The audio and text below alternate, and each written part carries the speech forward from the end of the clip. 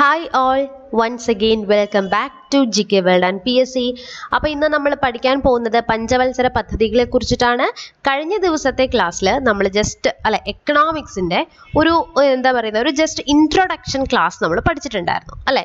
ഇനി നമ്മൾ പഠിക്കാൻ പോകുന്നത് എന്താണ്? പഞ്ചവത്സര പദ്ധതിയെ കുറിച്ചിട്ടാണ്.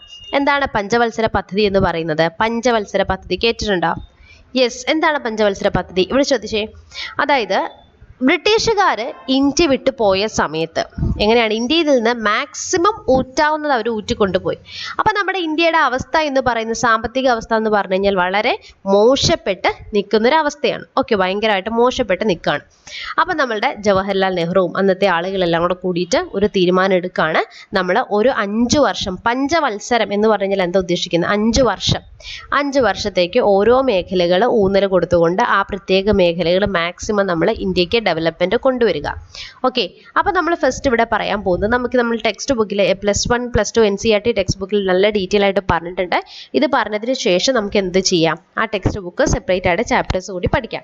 ഓക്കെ, അപ്പോൾ നമുക്കറിയാം ഇന്ത്യ എന്ന് പറയുന്നത് ഒരു മിക്സഡ് എക്കണോമിയാണ്.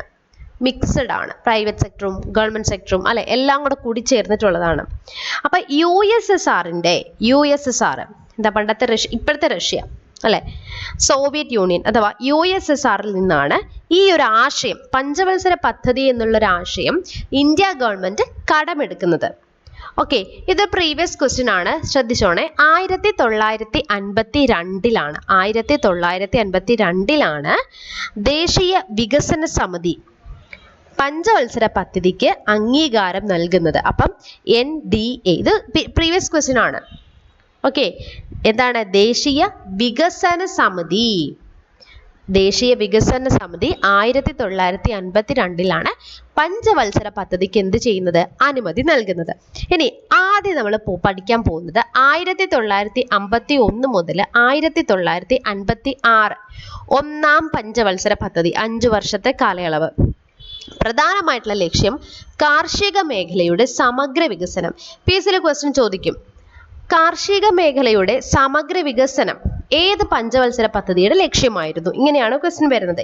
ഇനി നമുക്ക് എന്ത് ചെയ്യാം? അതിൽ നിന്ന് കുറച്ചുകൂടി ഡീറ്റെയിൽ ആയിട്ടുള്ള കാര്യങ്ങൾ കൂടി നമുക്ക് എന്ത് ചെയ്യണം? ഓർത്തു വെക്കണം. ഓക്കെ, ഇനി ഇതിന് പ്രധാനമായിട്ടും അറിയപ്പെടുന്ന മറ്റ് പേരുകളുണ്ട്. എന്തൊക്കെയാണ് ആ പേരുകൾ? നമുക്ക് നോക്കണ്ടേ? Yes, desert development programme. എന്താണ്? Desert development programme. അതേപോലെ തന്നെ ഹാരോഡോമർ പദ്ധതി. എന്താണ്? ഒറ്റ മിനിറ്റ്, ഞാനൊന്ന് എഴുതാം കേട്ടോ. യെസ്, ഞാനൊന്ന് എഴുതട്ടെ. ഫസ്റ്റ് ഇവിടെ ശ്രദ്ധിച്ചേ, ഡെസേർട്ട് ഡെവലപ്മെന്റ് പ്രോഗ്രാം. ഒപ്പം തന്നെ നാഷണൽ എക്സ്റ്റൻഷൻ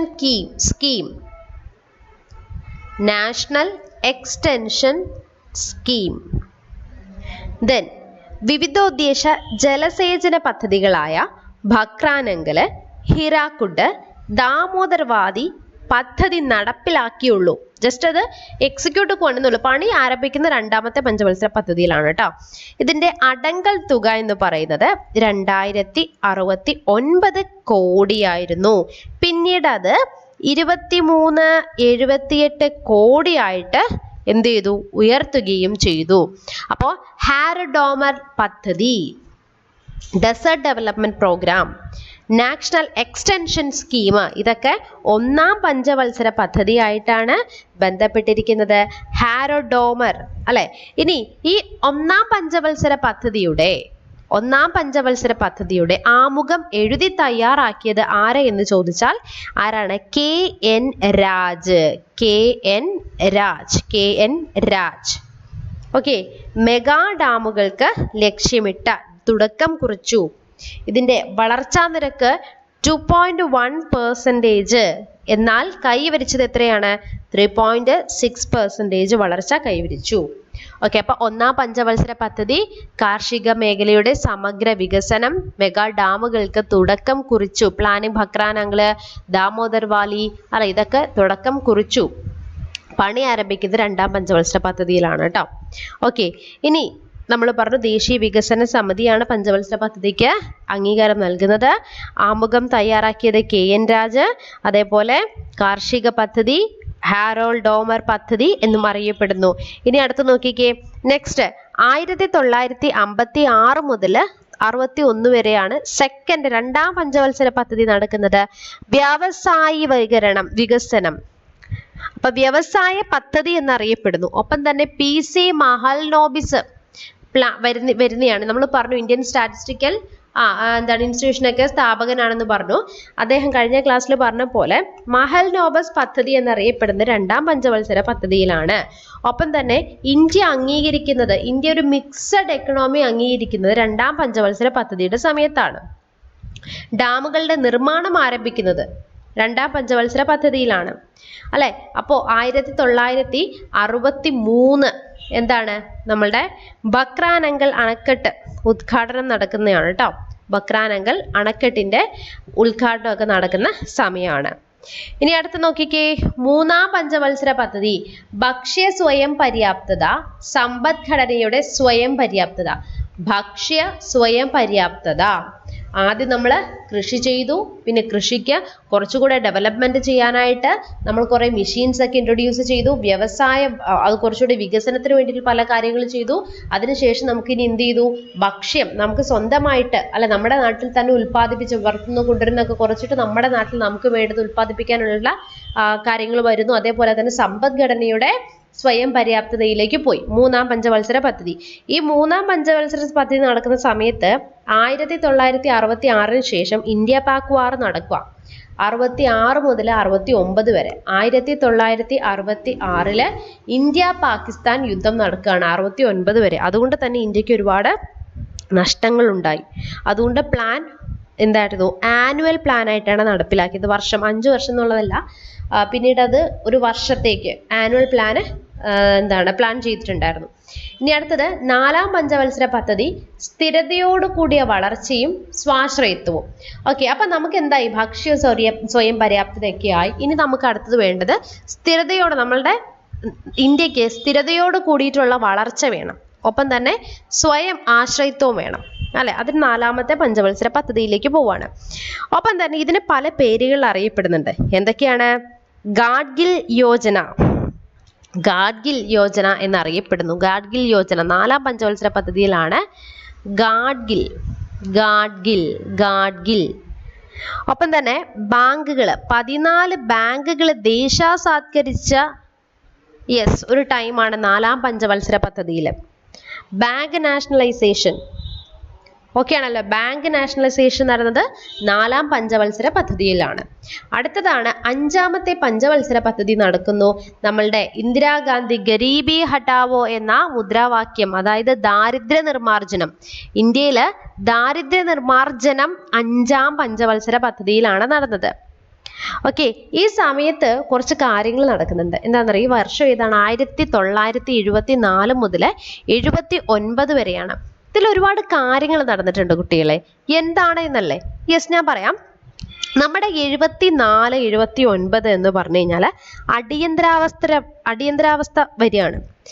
അങ്ങനെ ഇന്ദിരാഗാന്ധിനെ മറിച്ചുകൊണ്ട് ജനതാ ഗവൺമെന്റ് അധികാരത്തിൽ വരുന്നൊരു ടൈമാണ് ഈ 74, 79 എന്ന് പറയുന്നത്. ഓക്കെ, അപ്പൊ 1975 അടിയന്തരാവസ്ഥ നടക്കുന്നത്. 1975 അടിയന്തരാവസ്ഥ നടക്കുന്ന സമയത്ത് ഇന്ദിരാഗാന്ധിയാണ് ഇന്ത്യയുടെ പ്രൈം മിനിസ്റ്റർ ആയിട്ട് ഇരിക്കുന്നത്.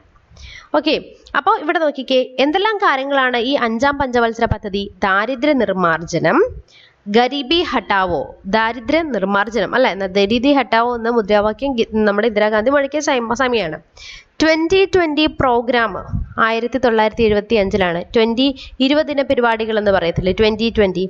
അതേപോലെ ഇപ്പൊ നമ്മൾ അംഗൻവാടിയിൽ പൊടികളൊക്കെ കൊടുക്കുന്നില്ലേ കുട്ടികൾക്ക്, അമൃത പൊടിയൊക്കെ. അതേപോലെ ICDS plan, integrated child development scheme ഒക്കെ കൊണ്ടുവന്നത് അഞ്ചാം പഞ്ചവത്സര പദ്ധതിയിലാണ്. അപ്പം കാർഷികം, വ്യവസായം, സ്ഥിരതയോടെ ഭക്ഷ്യ സ്വയം പര്യാപ്തത, സ്ഥിരതയോട് കൂടിയ വളർച്ച, ദാരിദ്ര്യ നിർമ്മാർജ്ജനം. 5. ഇനി ആറാമത്തിൽ നോക്കിക്കേ.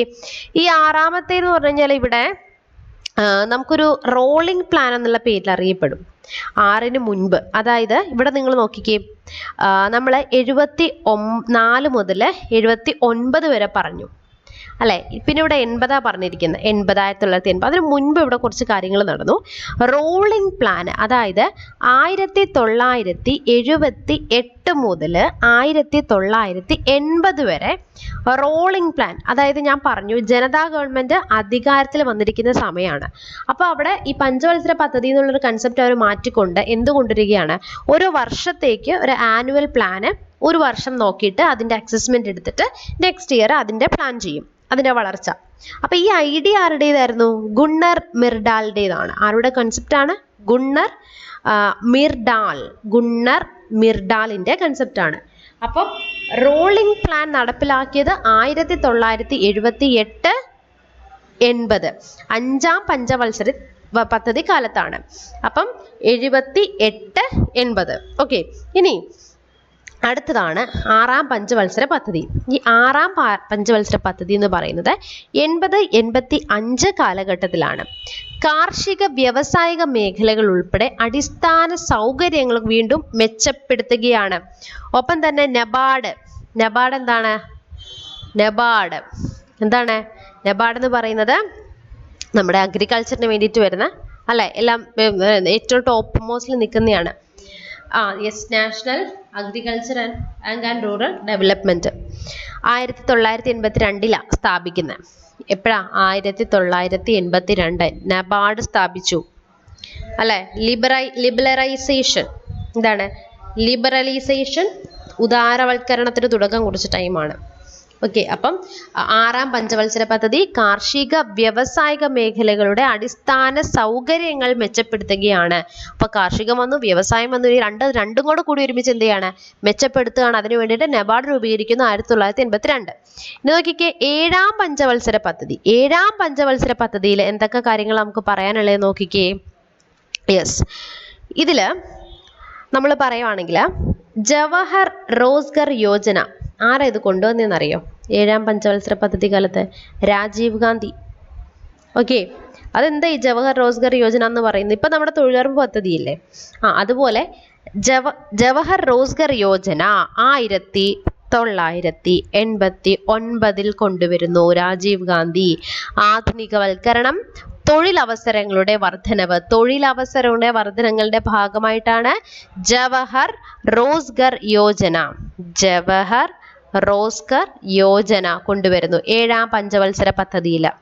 അപ്പോൾ ഒന്നുകൂടെ പറഞ്ഞ, ആദ്യം കൃഷി, വ്യവസായം, ഭക്ഷ്യസുരക്ഷ, ദെൻ സ്ഥിരതയോട് കൂടിയ വളർച്ച, ദാരിദ്ര്യ നിർമ്മാർജ്ജനം, കാർഷിക വ്യവസായ മേഖലയുടെ അടിസ്ഥാന സൗകര്യങ്ങൾ, പിന്നെ ആധുനികവൽക്കരണമാണ്, തൊഴിലവസരങ്ങളുടെ ലഭ്യത കൂട്ടുന്നു.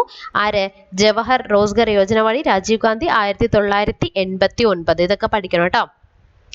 ഇനി അടുത്ത് നോക്കിക്കേ, എട്ടാം പഞ്ചവത്സര പദ്ധതിയിലേക്ക് നമ്മൾ പോവാണ്. എട്ടാം പഞ്ചവത്സര പദ്ധതി നോക്കിക്കേ. എട്ടാം പഞ്ചവത്സര പദ്ധതി എന്ന് പറയുന്നത് 92 മുതൽ 97 വരെ. 92-97 PSL ചോദിക്കുന്നൊരു ചോദ്യമാണ്. 92-97. ഇവിടെ നിങ്ങൾ നോക്കിക്കേ, 90 കഴിഞ്ഞിട്ട് 91-92 കാണുന്നില്ലല്ലോ അല്ല, എന്ത് പറ്റി? നമ്മൾ പറഞ്ഞു 90-92 അവിടെ 5 ഇയർ പ്ലാൻ ഉണ്ടായിരുന്നില്ല. ഓക്കെ, അവിടെ എന്തായിരുന്നു? 5 ഇയർ പ്ലാൻ ഉണ്ടായില്ല 90-92 ടൈമിൽ. പിന്നീട് വരുന്ന എട്ടാം പഞ്ചവത്സര പദ്ധതി 92 മുതൽ 97 വരെയാണ്. മാനവശേഷി വികസനം. ഇവിടെ നോക്കിക്കേ, 92 മുതൽ 97 വരെ. ഇതിനെ റാവോ മൻമോഹൻ മോഡൽ എന്നറിയപ്പെടുന്ന റാവോ മൻമോഹൻ മോഡൽ എട്ടാം പഞ്ചവത്സര പദ്ധതി. മഹിളാ സമൃദ്ധി യോജന നരസിംഹറാവു നടപ്പിലാക്കിയതാണ്. മഹിളാ സമൃദ്ധി യോജന, ഹ്യൂമൻ ഡെവലപ്മെന്റ്, എട്ടാം പഞ്ചവത്സര പദ്ധതി. അപ്പൊ മാനവശേഷി വികസനം, ഹ്യൂമൻ ഡെവലപ്മെന്റ്, മഹിളാ സമൃദ്ധി യോജന, അതുപോലെ റാവോ മൻമോഹൻ മോഡൽ, എട്ടാം പഞ്ചവത്സര പദ്ധതി. ഓക്കെ, ഇനി 9ാം പഞ്ചവത്സര പദ്ധതി എന്താണ്? 97-2002. അപ്പോ ഗ്രാമീണ വികസനവും വികേന്ദ്രീ ആസൂത്രണവുമാണ് 9ാം പഞ്ചവത്സര പദ്ധതി. ഇവിടെ നോക്കിക്കേ, നമുക്ക് പ്രധാനമായിട്ടും സ്ത്രീ ശാക്തീകരണം നടപ്പിലാക്കിയ പദ്ധതി ഏതാ? 9 എന്താണ്? സ്ത്രീ ശാക്തീകരണം. അപ്പം തന്നെ നമുക്കൊരു കാര്യം പറയാം, 97 1947 97 സ്വാതന്ത്ര്യം ലഭിച്ചതിന് 50-ാം വാർഷികത്തിൽ നടപ്പിലാക്കിയതാണ്. അതുകൊണ്ട് തന്നെ ജനകീയ പദ്ധതി എന്ന് പറയുന്നു. 950 ജനകീയ പദ്ധതി. ഓക്കെ, ജനകീയ പദ്ധതി എന്നറിയപ്പെടുന്നത് PSC ക്വസ്റ്റ്യൻ ആണ്. ജനകീയ പദ്ധതി എന്നറിയപ്പെടുന്നത് 9ാം പഞ്ചവത്സര പദ്ധതിയാണ്. ഇന്ത്യക്ക് സ്വാതന്ത്ര്യം കിട്ടിയതിന്റെ 50ാം വാർഷികത്തിൽ നടപ്പിലാക്കി. സ്ത്രീ ശാക്തീകരണം, ഒപ്പം തന്നെ എന്താണ്, നമുക്ക് ഗ്രാമീണ വികസനവും എല്ലാം വരുന്നത് ഇതിനകത്താണ്, 9ാം പഞ്ചവത്സര പദ്ധതിയിലാണ്. ഓക്കെ, ഇനി 10ാം പഞ്ചവത്സര പദ്ധതി നോക്കിക്കേ. 2002 മുതൽ 2007 വർഷമൊക്കെ പഠിച്ചു വെക്കണം കേട്ടോ, ഇമ്പോർട്ടൻ്റാ. 2002-2007 10ാം പഞ്ചവത്സര പദ്ധതി.